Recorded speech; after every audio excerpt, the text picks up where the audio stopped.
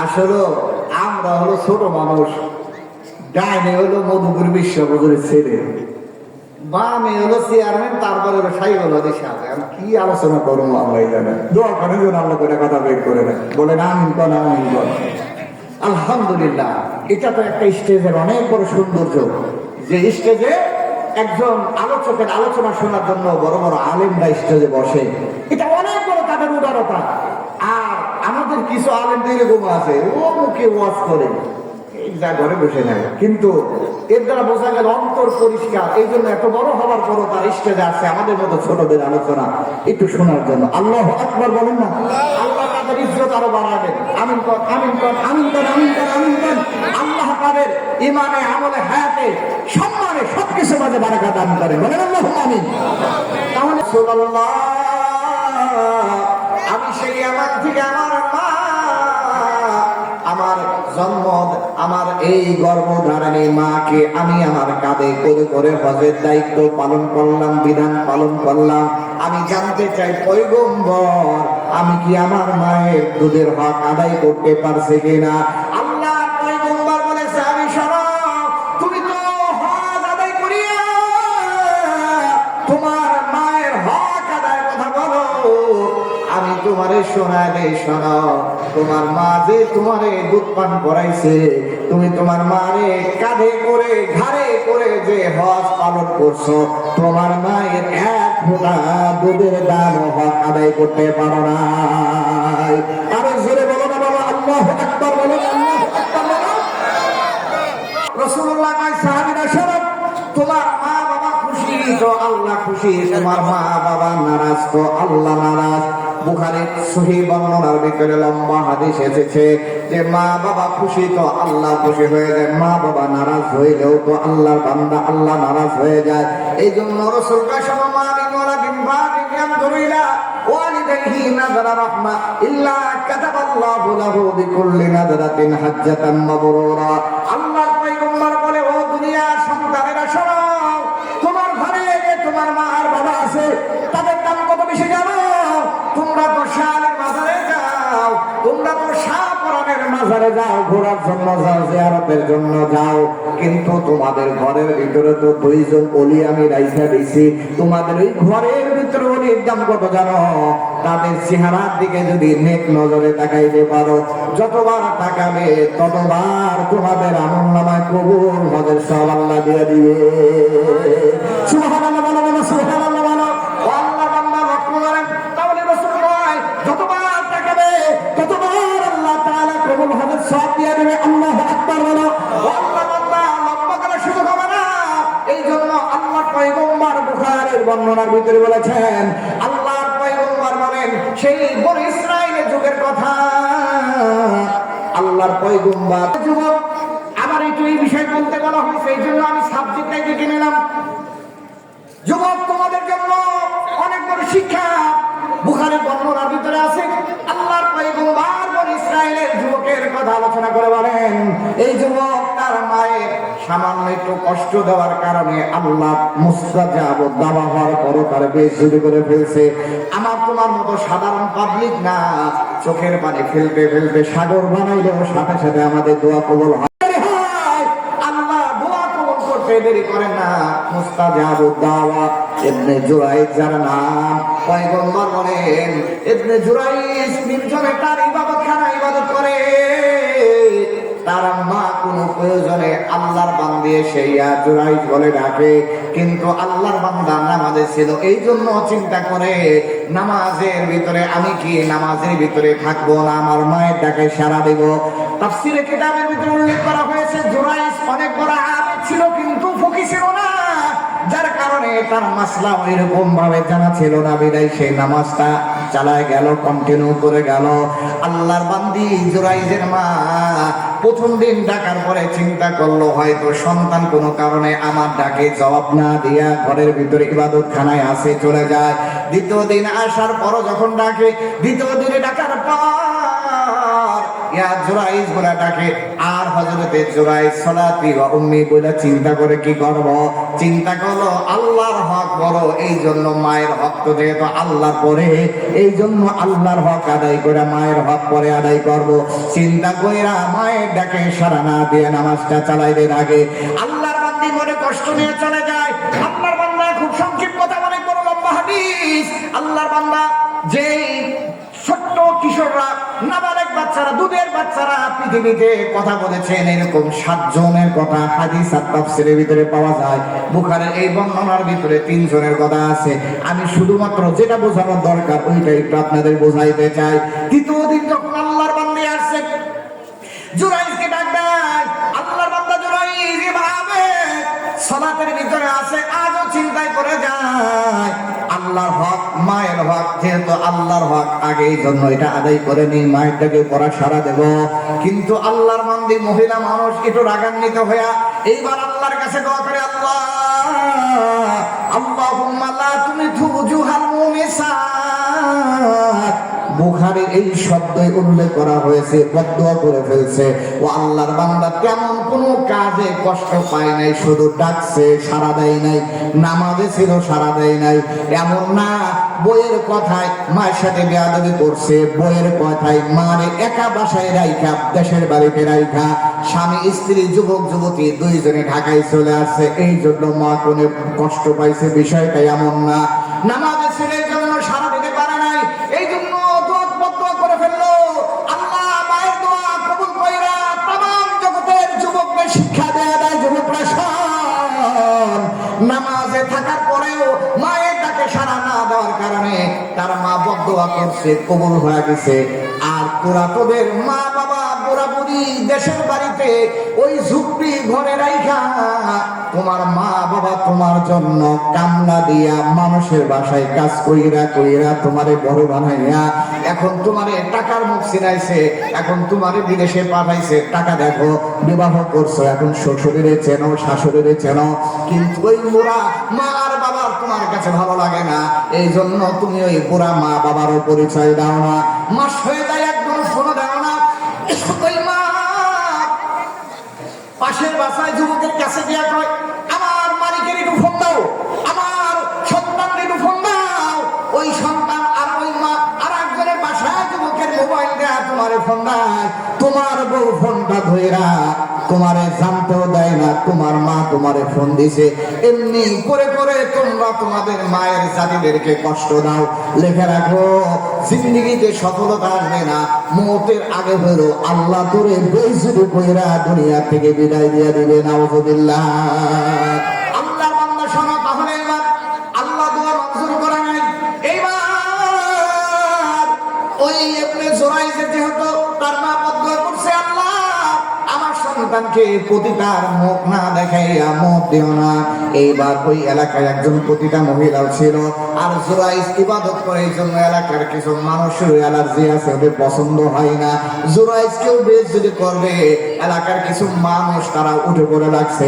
দেখবেন এলাকার কিছু ভালো মানুষ থাকলেও তাদের শত্রু কিন্তু কম থাকে না, এই জন্য শত্রুতামি করে তারা ওই পতিতা মহিলারে বলছে, তুমি ওই জুরাইজের সাথে অবৈধ মিলামেশা করবে, এর বিনিময়ে তোমার যা লাগে আমরা দিতে রাজি আছি। এইবার পতিতা মহিলা জুরাইজের দরজায় গিয়া জুরাইজের ডাক দেয়। আল্লাহর বান্দা জুরাইজ তার ডাকে সাড়া দেয় না। ওই পতিতা যুবতী সুন্দরী বলে, কত যুবক আমারে পাওয়ার জন্য লাইন ধরে, আর তুমি আমার দিকে তাকাও না, কই যারা লাইন ধরে তাদের কাছে যাও, আমার দরকার নাই। আল্লাহর বান্দা ইবাদতে মশগুল থাকে। শেষ পর্যন্ত ওই পতিতা মহিলা রাখালের সাথে অবৈধ মিলামেশা কইরা পেটে বাচ্চা আসলো। পেটে যখন বাচ্চা আসছে, বাচ্চা যখন প্রসব হয়ে গেল, এলাকার মাতবর ডাকারি সাজানো বলতেছে, ও পতিতা মহিলা তোমার বাচ্চা আসছে কেমনে, তোমার তো বিবাহই হয় নাই। এইবার পতিতা মহিলা আগে সাজানো নাটক অনুযায়ী কইতেছে, ওই যে হুজুর, ওই যে হুজুর ইবাদত করে জানে না, ওই হুজুর এই আকাম কইরা আমার এই বাচ্চা বানাইছে। এইবার এমনি নাচতে বুড়ি আবার যদি ঢোলের গাড়ি পায়, এমনি হুজুর দেখতে পারে না, এরপরে যদি হুজুরের নামে এরকম বদনাম সমাজে দেয়, এলাকার মানুষ কি ঘরে বসে থাকবে নাকি লাঠি সুটা নিয়ে বের হয়ে যাবে? কথা বলে নাকি, কথা বলে নাকি? হ্যাঁ, পুরো সুবহানাল্লাহ। আমার সমাজের অবস্থাটা হলো যে যদি এমপির পোলা আকাম করে বিচার করা তো দূরের কথা, ওইদিকে ভুরুক্ষেপ দেওয়ারও সুযোগ নাই। আর রিক্সাওয়ালার পোলা যদি আকাম করে, ওরে সুবহানাল্লাহ, বিচার করার লোকের অভাব নেই। কথা কন না? ঠিক সেই একই অবস্থা সমাজে হাজারো অন্যায় হচ্ছে, হাজারো আকাম হচ্ছে, তাদের কোনো বিচার নাই। শুধুমাত্র যদি মাদ্রাসার মুহতামিম, শুধুমাত্র যদি মসজিদের ইমাম মুয়াজ্জিন সামান্য কোনো অন্যায় করে কমিটির সভাপতি থেকে নিয়ে একদম সাধারণ সদস্য পর্যন্ত বিচার করার জন্য হাতে তেল দিয়া প্রস্তুত থাকে। কথা বলে না কেন? আমি কি বাস্তব বললাম না অবস্থা বললাম বাবা? আরে মিয়া, আল্লাহ তাআলা তো আমাদেরকে ঘোরায়। আমরাও কয়েকটা প্রতিষ্ঠানের সাথে জড়িত, যেহেতু আগেই বলছি আমাদের মধুপুর বিশ্ববিদ্যালয়ের ছেলে যখন আছে, আমি আলহামদুলিল্লাহ আল্লাহর মেহেরবানিতে কোলাবাড়ি উলামা পরিষদ আমাদের এখানে অনেক বড় পরিষদ এবং অনেক কাজ হয়। যেহেতু একটা দায়িত্ব আল্লাহ রাখছেন, সেজন্য আমাদেরকে এই বিষয়গুলো জানা। এই জন্য এখন সবাই হুজুর, এই হুজুর আকাম করছে, এই কথা শুনতে দেরি হয়েছে। যে ইবাদত খানা ইবাদত করতো, ওইটা আনতে মুহূর্তেও দেরি করে নাই, মুহূর্তের ভিতরে যুবক লাগাইয়া ভেঙে দিয়েছে। এইবার আপনি জুবাইর বলতেছে, আচ্ছা তোমরা যে আমার ইবাদত খানাটা ভাঙছো, কি আমার অপরাধটা কি? এখন কইতেছে, টের পাও না, আকাম করো আবার নাকানি মারো, তুমি ওই যে অমুকের সাথে আকাম করছো। কয় নাউজুবিল্লাহ আস্তাগফিরুল্লাহ। কয় তাই নাকি? কয় হ্যাঁ, ওই যে আকাম করছো, যে পেটে বাচ্চা, ওই যে বাচ্চা হাতের সাথে নিয়ে আসছে, তাড়াতাড়ি তোমার বিচার হবে। কয় আচ্ছা ঠিক আছে, তাহলে আমার এই ফজর পানি দাও, আমি 2 রাকাত নামাজ পড়ে আমার মালিকের সাথে আমি একটু সম্পর্ক করে নেই। তার কারণ আমার বোঝা হয়ে গেছে আগুন কোথায় লাগাইছি আমি। ওই যে আমার মায়ের ডাকে সারা দেই নাই, আমার মা যে আমার দরজার সামনে বলে গেছে আল্লাহুম্মা লা তুমিথু ওয়াজহাল মুসা, ওই আগুন যে কই লাগাই হয়ে আসছি, আমার মায়ের সাথে আমার বেয়াদবি হয়ে গেছে, এই জন্য আল্লাহ আরশ নারাজ হয়ে গেছে। আমার মতো ইবনে জুরাইজকে আল্লাহ বেইজ্জতি করছে, আমার বুঝতে বাকি নাই। এইবার ইবনে জুরাইজ যখন কইরা নামাজ পড়া বলতেছে, এলাকার মাতবররা শোনো, চলো চলো, এই প্রতিটা মহিলা মিথ্যা বলবে, কিন্তু তার ওই শৈশব, ওই শিশু বাচ্চা, নাবালেক বাচ্চা, দুধের বাচ্চা, ও মিথ্যা বলবে না। এই জন্য প্রতিটা মহিলার সাথে আমার কথা না, আমার কথা হলো ওই দুধের বাচ্চার সাথে। এইবার আল্লাহর বান্দা একজন আবেগকে তার পবিত্রতা সার্টিফিকেট দেওয়ার জন্য আল্লাহ দুধের বাচ্চার জবান খুলে দিতে পারে। ওই আল্লাহর বান্দা আবেগ কি আমাদের মতো নাকি? আমাদের মতো? যার পবিত্রতার জন্য আল্লাহ একজন যুবকের, একজন দুধের বাচ্চার জবান খুলে দিতে পারে, এরকম কি ছাড়া বেটা? এটা বুখারীর হাদিস, সেইগুলো হাদিসে হুজুর এখানে আছে। দুধের মুখে দুধের বাচ্চার জবানটা খুলে দিতে পারে, তাহলে কত বড় হবে? ও এলাকার যুবক, এলাকার যুবতী শোনো, এইবার ওই আবেদ ইবনে জুরাইজ দুধের বাচ্চার কাছে গিয়া বলতেছে, মান আবুকা, ও বাচ্চা তোমার বাবাকে তার পরিচয়টা একটু দেয়া দাও। এইবার ওই দুধের বাচ্চা বলতেছে, আমার বাবা হলো অমুক রাখাল, আমার বাবা আমার বাবা হলো অমুক রাখাল। এই রাখালের পরিচয় দুধের শিশু বাচ্চা দিতে দেরি হয়, আর এলাকার মাতবারদের মাথাটা এখন উপরে না নিচে? নিচে হয়ে গেছে। এইবার কয় সরি সরি, কয় তোর সরি গুলি মারি বেটা, ইজ্জত যা পাঞ্চার করতে করছিস। কয় আপনার ইবাদত খানা ভাঙছি, এটারে স্বর্ণ দিয়ে রূপা দিয়ে বানায়নি। কয় কিচ্ছু লাগবে না তোদের, তোদের কিচ্ছুর আমার দরকার নাই। আমি যেটা বুঝাইতে চাচ্ছি যুবক, ওই এলাকার যুবতী, আমার বোন, আমার ভাই, আমাদের কলিজার টুকরা সন্তান, তোমাদেরকে যেটা আমার বোঝানোর উদ্দেশ্য, এত বড় একজন আবেদ তার মাকে সামান্য একটু ডাকে সাড়া না দেওয়ার কষ্টে যদি তার এমন বেইজ্জতি আল্লাহ করতে পারে, আর যার পবিত্রতার জন্য দুধের শিশু বাচ্চার জবান খুলে দিতে পারে, তার মানে আমি আর তুমি যদি মা বাবার সাথে খারাপ আচরণ করি, বেয়াদবি করি, কিয়ামতের অন্যতম আলামত এবং ভূমিকম্পের অন্যতম আলামত হলো হাদিস শরীফের ভিতরে রাসূল বলেন, আতা আর-রাজুল ইমরাতা ওয়া আত্তা উম্মা, যে যুবকরা তাদের বউদের মুরিদ হয়ে যাবে, বউদের কথায় মাদের উপর আঘাত করবে, বাবাদের উপর আঘাত করবে, আর মা অবাধ্য হয়ে যাবে, এটা ভূমিকম্প হওয়ার অন্যতম আলামত। এই জন্য যুবক, তোমাদের হাতে ধরে পায়ে ধরে মার সাথে বাবার সাথে অবাধ্য আচরণ করা যাবে? আওয়াজ দিয়ে বলো, খারাপ আচরণ করা যাবে? তার কারণ খারাপ আচরণ করার কারণে এত বড় আবেদের প্রতিও যদি আল্লাহ নারাজ হয়ে যায়, তাহলে আমরা তো সাধারণ মানুষ, আমরা যদি মা বাবার সাথে বেয়াদবি করে ফেলি, তাহলে আমাদেরও এর চাইতে ভালো পরিণতি হবে না। এই জন্য আল্লাহ তাআলা কয়, আমার বান্দা নম্বর গোলামি হবে আমার, 2 নম্বর খেদমত হবে তোমার মা আর বাবার। সুবহানাল্লাহ। আল্লাহ রাসূলের একজন সাহাবী জিজ্ঞাসা করলেন, পয়গম্বর, আমার যত মা বাবা আত্মীয় স্বজন আছে, সব যত আত্মীয় স্বজন আছে, মা বাবা আরো যারা আছে, তাদের ভিতরে কার সাথে আমি ভালো ব্যবহার করব? পয়গম্বর বলেন, উম্মুকা, তোমার মার সাথে, এরপরে দ্বিতীয়বার তোমার মার সাথে, তৃতীয়বার তোমার মার সাথে, চতুর্থবার রাসূল বলছেন তোমার বাবার সাথে। তার কারণ মায়ের জাতিরা এমন 3টা সময় কষ্ট ধারণ করেছেন, কষ্ট করেছেন আমাদের জন্য, যা কোনো বাবারা ওই কষ্টে শরীক নাই। এই জন্য আল্লাহ মায়ের জাতির ইজ্জত 3 গুণ বাড়ায় দিয়েছেন। সুবহানাল্লাহ। এই জন্য আল্লাহর বান্দারা মা আর বাবার সাথে ভালো ব্যবহার, খেদমত করা লাগবে। তাহলে 10টা কর্মসূচির 1 নাম্বার আল্লাহ বলেন, আবুদুল্লাহ ওয়ালা তুশরিকু বিহি শাইআ ওয়া বিল ওয়ালিদাইনি ইহসানা। 1 নাম্বার কর্মসূচি হলো কেবলমাত্র গোলামি হবে কার? একমাত্র শিরিক মুক্ত গোলামি হবে কার? আর 2 নম্বর খেদমত হবে মা আর বাবা। এরপরে আল্লাহ তাআলা বলতেছে যে দেখো, শুধু মা বাবার খেদমত করলেও তো হবে না, তুমি বড় হবার পিছনে তোমার শুধু মা আর বাবাই জড়িত না, তোমার দাদা দাদি, নানা নানি, তোমার ভাই বোন, এরাও জড়িত আছে। এই জন্য আল্লাহ তাদের হকের কথাও ভুলে নাই। সুবহানাল্লাহ।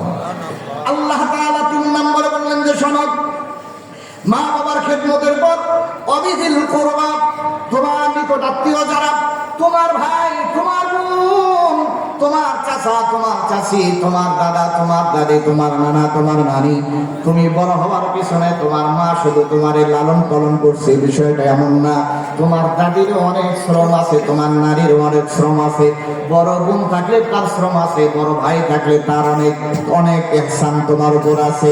এই জন্য বড় হওয়ার পর তুমি অনেক টাকার মালিক, তোমার ভাই সে দরিদ্র মানুষ, কিন্তু বড় ভাই তোমারে রিক্সা চালাইয়া কামলা দিয়া বড় বানাইছে। এই জন্য তার হক ভুলে গেলে চলবে না, বোনের হকটা ভুলে গেলে চলবে না। আল্লাহ বলে 3 নম্বর কর্মসূচি হলো তোমার এই নিকট আত্মীয়দের তোমার হক আদায় করা লাগবে। সুবহানাল্লাহ। আল্লাহর বান্দারা যেহেতু মেহমানরা চলে আসছে, আমি লম্বা করবো না, খুব সংক্ষেপে 4 নম্বর কর্মসূচি হলো আল্লাহ তাআলা বলেন যে আত্মীয় স্বজনের পরে তোমাদের অলজারিল জুনুবি ওয়াসসাহিবি বিল জামবি অবিদিল কুরবা ওয়াল ইয়াতামা।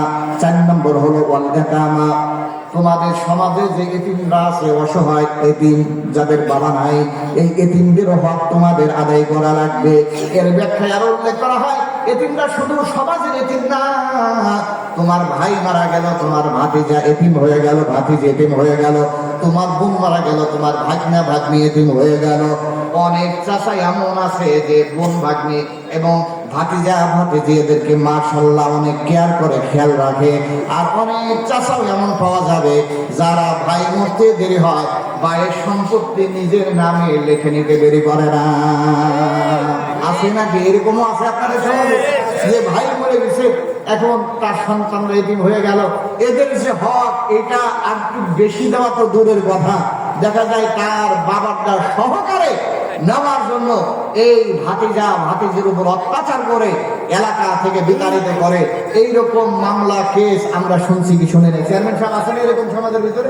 অনেক আছে। চেয়ারম্যান সাহেব করতেছে, অনেক আছে। তার কারণ এই ইউনিয়ন তো ওনাকে চালাইতে হয়, বিচার খালিজ তো ওনাকে করতে হয়। এই জন্য বলতেছে অনেক আছে। আল্লাহ বলতেছেন যে দেখো না, এটা করা যাবে না। তোমার যদি ভাই মারা যায়, তোমার ভাইয়ের যদি সন্তানাদি থাকে, তারা এতিম হয়ে গেল, এই এতিমদের হক তোমার আদায় করা লাগবে। তোমার সমাজেও যদি কোনো এতিম থাকে, তাদের মাথার উপর যদি হাতটা রাখো, রাসূল কয় যে এই হাতটা রাখার কারণে আল্লাহ তাআলা তোমার আমলনামায় সওয়াব দেয়া দিবে। এমনি করে করে রাসূল এতিমদের হক আদায় করে দেখিয়ে দিয়েছেন। এই জন্য এতিমদের সাথে খারাপ ব্যবহার না, এতিমদের সাথে ভালো ব্যবহার। আল্লাহর বান্দা শোনো, তুমি তোমার মেহমানের সন্তানের সাথে যে ব্যবহারটা করো, একজন এতিম বাচ্চার সাথে তুমি যদি ওই আচরণ করতে পারো, আল্লাহর আরশ খুশি হয়ে যাবে। আল্লাহ তাআলা ওই এতিমের সম্মানার্থে আল্লাহর পয়গম্বর বলে শোনো, যে যারা এতিমের দেখাশোনা করবে, এ আর আমি রাসূলুল্লাহ একসাথে আল্লাহর জান্নাতে বসবাস করবে। সুবহানাল্লাহ, জোরে বলেন সুবহানাল্লাহ। কেউ যদি এতিমের দেখাশোনা করে। রাসূল বলেন যে আমি আর এতিমের যে লালন পালনকারী সে একসাথে জান্নাতে থাকবো। এই জন্য এতিমদের হকও কি করা যাবে না, নষ্ট করা যাবে।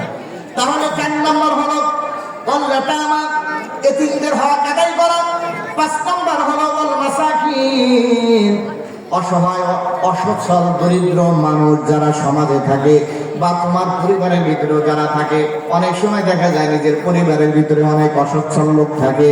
যাকাতের মৌসুম যদি আসে শুধুমাত্র তুমি যাকাতের হিসাব করে কিছু দেখা যায় দাও, কিন্তু সারা বছর তাদের খবর নেওয়ার কোনো তোমার টাইম থাকে না।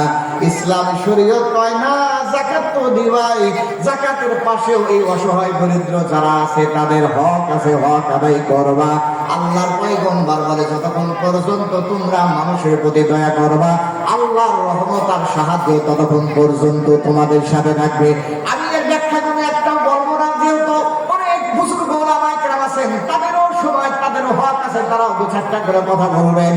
এই জন্য লম্বা না করে তাহলে অসহায় দরিদ্র যারা তাদেরও হক আদায় করা, তাদেরও সাহায্য করা, বিপদে পড়লে তাদেরও আপনার বিপদ উদ্ধার করা, তাদের আপদে বোধে হলে তাদের কাছে গিয়া তাদেরকে সাহায্য সহযোগিতা করা।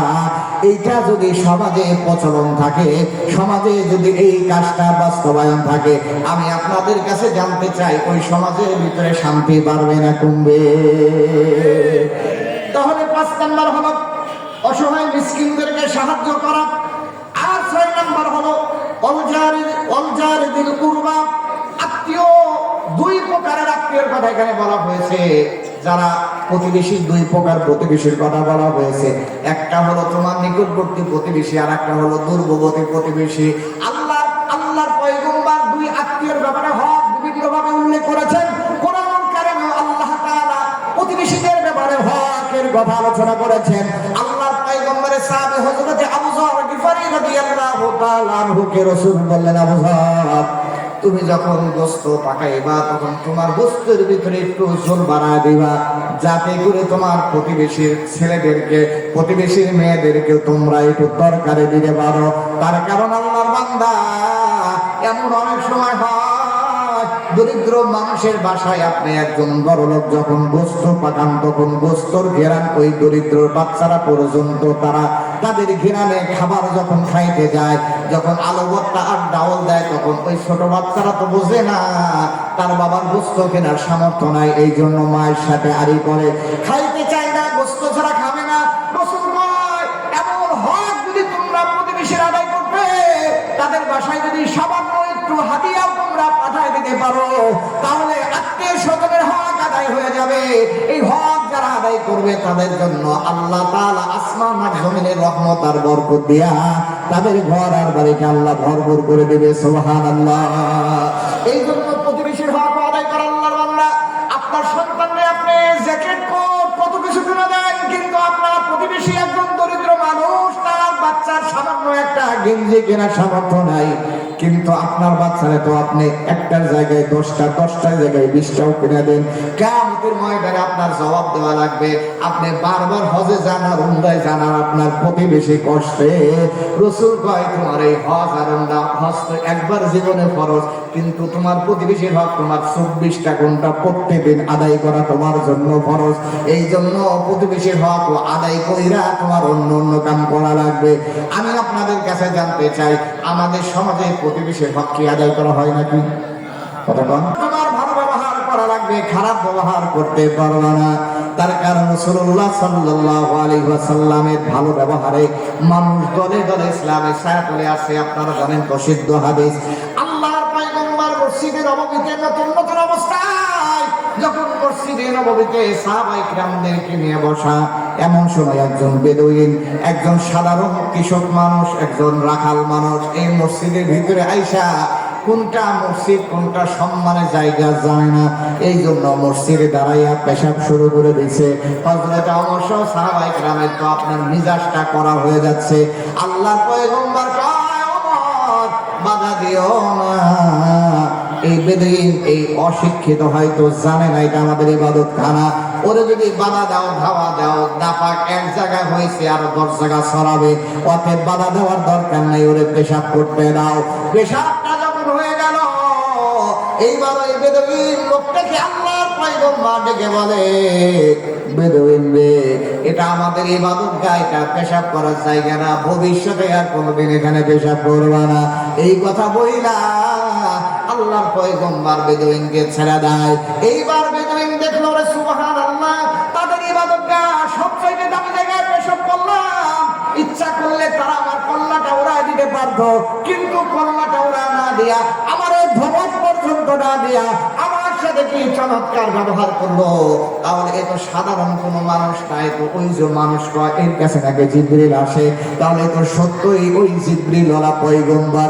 আর দেরি নয়, এবার বলে আল্লাহর পয়গম্বর আমার একটু পড়া দেন, লা ইলাহা ইল্লাল্লাহ মুহাম্মাদুর রাসূলুল্লাহ সাল্লাল্লাহু আলাইহি ওয়াসাল্লাম। এমনি করে করে আল্লাহ রাসূলের ব্যবহারে অসংখ্য মানুষ ইসলামের সাথে আসে। ওই সুমামা ইবনে উসাল অনেক বড় লম্বা হাদিস পেশকারের বর্ণনার ভিতরে আছে, অন্য কিতাবের ভিতরে আছে। আল্লাহর বান্দা লক্ষ্য করেন, ওই বড় ব্যবসায়ী সে পর্যন্ত, আমি সময় নষ্ট করব না, আপনার এই 5 মিনিট এই যে শোনেন, যে সে এত বড় ব্যবসায়ী, তারা যখন আটকাইছে মদিনার পিলারের সাথে, মসজিদে নববীর পিলারের সাথে বাঁধছে, বাংলার পর 3 দিনের ঘটনা। রাসূল কইছে কি অবস্থা? কয় ভালো অবস্থা। কইছে তোরে যদি মারি, কয় হত্যা করলে সমস্যা না, আমি অপরাধে মানে করতে পারে। এরকম করে করে 3 দিন দেখার পর এরপরে আল্লাহ পয়গম্বর করছে, যাও ওরে ছেড়ে দাও। এইবার এই লোকটা নেতা মানুষ, বিচক্ষণ মানুষ, বুদ্ধিমান মানুষ, এরপর অনেক ধনী মানুষ, এরপরে গিয়া এই ওই খেজুরের বাগানে গিয়া গোসল কইরা এইবার আসে রসুলের ব্যবহারে মুগ্ধ হইয়া, এ ফাঁসির আসামি, যে বিরোধিতা ইসলামে করেছে সে ফাঁসির দণ্ডপ্রাপ্ত আসামি। এরপর রসুল ওকে রসুলের ব্যবহারে মুগ্ধ হয়ে তাকে যখন ছেড়ে দেওয়া হলো, সে গোসল করে আইসা বলছে, আপনি সাধারণ কোনো মানুষ না, আপনি তো আমাদের প্রতিশোধ গ্রহণ করেন না, প্রতিশোধ পরায়ণ না, আপনি প্রতিশোধে বিশ্বাসী না, এই জন্য আপনি আসলেই আল্লাহ রাসূল, অতএব আমাকে পড়াবেন লা ইলাহা ইল্লাল্লাহু মুহাম্মাদুর রাসূলুল্লাহ।